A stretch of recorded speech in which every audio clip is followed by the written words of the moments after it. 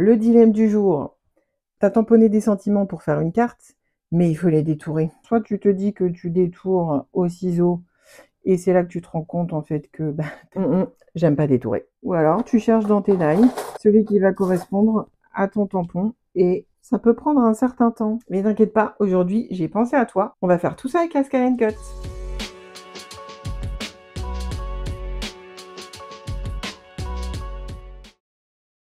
Alors, sur le tampon que j'ai choisi, toutes les lettres sont attachées.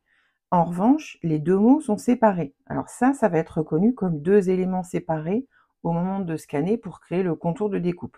Donc il faut trouver une astuce pour relier ces deux mots-là et que ça fasse une seule et même découpe. Une des méthodes, c'est de relier avec un trait de crayon, mais en revanche, après, il faut penser à gommer et parfois ça laisse des traces. J'ai tendance à préférer ma deuxième astuce, qui est de coller un tout petit bout de masking tape à l'endroit où je veux faire la liaison. Donc j'ai mis ma planche et j'ai aussi mis un petit bout de papier craft. Je t'explique pourquoi juste après. Il faut quand même penser à faire un tout petit trait de crayon pour relier les points au i. Sinon ils vont être compris comme des formes à part. Ça pourrait être embêtant pour la suite, tu vois. Il me manque les points sur les i. On va voir 3 méthodes pour découper ses sentiments avec la Scan & Cut. Pour la première méthode, on va lancer une numérisation vers découpe directe. Vers la machine, ça vous commencez à avoir l'habitude. J'ai un de mes paramètres par défaut, tapis 12-12, reconnaissance en noir et blanc. Donc comme d'habitude, ok, on redéfinit la zone. Alors je vais utiliser que le premier tamponnage pour le moment. Aperçu. Voilà, donc si je fais un zoom dessus, je vois ce qui va être reconnu. Et donc l'astuce du masking tape a très bien fonctionné. Par contre, là, c'est très très près de mon texte, hein, donc si je les découpe sans contour, je risque d'avoir un peu de charpie de papier. Donc là, on va lui mettre un contour, mais avant, on va essayer d'adoucir un peu le contour pour que ce soit plus arrondi et qu'il n'y ait pas trop d'angle. Donc je vais faire OK et je vais utiliser cette petite vague là. Donc ça, c'est pour contrôler en fait le lissage. Alors là, je vais le mettre au maximum. Voilà, c'est un petit peu plus lisse partout, donc ça me convient mieux. Et je vais ajouter un contour, donc un petit bord blanc tout autour de 1 mm, ça devrait suffire. Voilà, donc si tu veux simplement découper juste le sentiment, découpe directe, ça peut suffire. Voilà, donc là, il suffirait de lancer la découpe et c'est bon. Ça me permet d'obtenir ce résultat-là. Mais nous, on va aller un tout petit peu plus loin. Au moment de numériser, je vais demander numérisation vers données de découpe. Donc c'est les mêmes options que tout à l'heure. Tu prends l'option traçage extérieur. Ensuite, comme d'habitude, on redéfinit la zone sur le tamponnage qu'on veut utiliser. Donc, moi, j'en ai rajouté un juste sous ma feuille de craft. On va mettre le lissage au maximum comme tout à l'heure. Donc, je valide tout et j'enregistre sur ma machine. Voilà, nom du fichier M55. Alors ça, je reviens à 0, j'efface tout, hein, j'ai pas besoin de le conserver. Ensuite, je vais sur récup données de ma machine. Je vais tout en bas pour atteindre le dernier que j'ai numérisé. M55, c'est celui-là. Je n'ai pas touché à ma feuille de transport. Mon tamponnage n'a pas changé d'emplacement. Je peux recharger les données directement par-dessus. Ça va se mettre au bon endroit. Voilà ce que ça me donne. Donc j'ai bien mon contour du texte. Ça me convient tout à fait. Alors maintenant, je voudrais faire un contour blanc autour de mon texte. Donc je vais aller sur édition d'objets et je vais utiliser cette icône. Donc ça, c'est pour créer un contour extérieur. Donc c'est ce qu'on appelle une distance de décalage. Je vais faire un contour de 1 mm, ça me suffit. Alors on va faire un petit zoom. Voilà, donc maintenant, j'ai deux contours. Celui qui est à l'intérieur, je ne veux pas le conserver. Donc je peux le faire glisser si je suis sûr de moi. Et j'ai la petite corbeille pour le supprimer. Alors on va de nouveau faire un décalage. Donc je retourne dans édition d'objets. À nouveau décalage, à nouveau 1 mm. Et celui-là, on va le garder.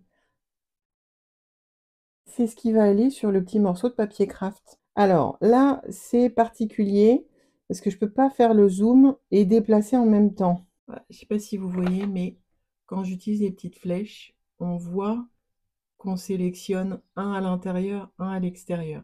Donc quand celui qui est à l'extérieur est sélectionné, je vais appuyer sur la petite croix pour pouvoir le déplacer. Et donc là, tout est prêt, je peux lancer ma découpe. Voilà, objectif atteint. J'ai découpé mon sentiment en une seule fois. Et en bonus, je me suis créé un petit nuage de matage pour coller mon sentiment dessus. Ce fichier-là, vous pouvez l'enregistrer dans votre machine et le garder pour plus tard. Donc comme ça, à chaque fois que vous allez utiliser ce tampon-là, vous aurez déjà le contour de découpe et le nuage et vous pouvez le réutiliser autant de fois que vous voulez. Pour la deuxième méthode, j'ai aussi utilisé la technique du masking tape.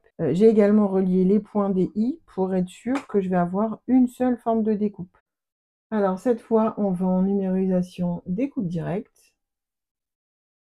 On garde les options par défaut comme d'habitude. Donc, comme d'habitude, voilà. Je refais la même chose que précédemment. Donc, je resserre sur mon deuxième tamponnage la zone de travail. Là, j'ai pas besoin d'utiliser le lissage puisqu'on va procéder autrement. OK. Et je vais directement sur cette icône-là. Donc ça va me permettre de transformer mon contour en forme géométrique. Quand tu veux mettre des tamponnages dans un rond, ça peut être très pratique. Après, il n'y a pas énormément de choix en forme, donc c'est pour ça qu'on va voir la troisième méthode, pour aller encore un tout petit peu plus loin. Donc je garde mon rectangle, je vais lui mettre un petit contour de 1 mm, OK, encore OK, et là je lance ma découpe. Et voilà, comme ça tu es sûr que c'est bien aligné et centré par rapport à ta découpe, ça dépanne bien. Voilà. Là, en revanche, je te conseille d'avoir mesuré les dimensions de ton tampon avant de te lancer dans ta découpe. Donc le mien, il fait 7 de long. Je peux même aller jusqu'à 7,5 pour avoir un peu de marge autour. Et au plus haut, il fait, allez, 1,5, donc je pourrais faire 1,8, voire 2. Pour cette troisième méthode, au lieu de numérisation, on va utiliser motif. Et on va sur les formes. Voilà, donc là, tu as tout ce choix-là que tu peux utiliser. Alors, je vais prendre cette forme-là de petite pilule, là. Voilà, je vais désactiver cette option-là parce que si je touche à une dimension maintenant, en fait, ça recalcule la hauteur et la largeur pour conserver les proportions. Donc là, je désactive ça pour pouvoir régler mes dimensions moi-même. Donc, je sais que je veux du 18 mm de haut, voilà, et 8 de long. Donc, je te conseille d'avoir scanné ta feuille de transport pour voir où se trouve ton tamponnage et pouvoir le placer correctement. Là, ça peut être utile d'aller dans Édition sur la loupe pour voir d'un tout petit peu plus près ce que tu fais. Voilà, et donc là, maintenant, il ne reste plus qu'à le placer. Alors, si tu as un peu de mal avec le stylet, n'hésite pas à utiliser les petites flèches, hein. Elles sont là pour faire les déplacements un peu plus précis. C'est pas mal. Voilà, OK. Et je lance ma découpe. Et voilà le résultat. Il ne reste plus qu'à créer des jolies cartes pour utiliser tous ces sentiments.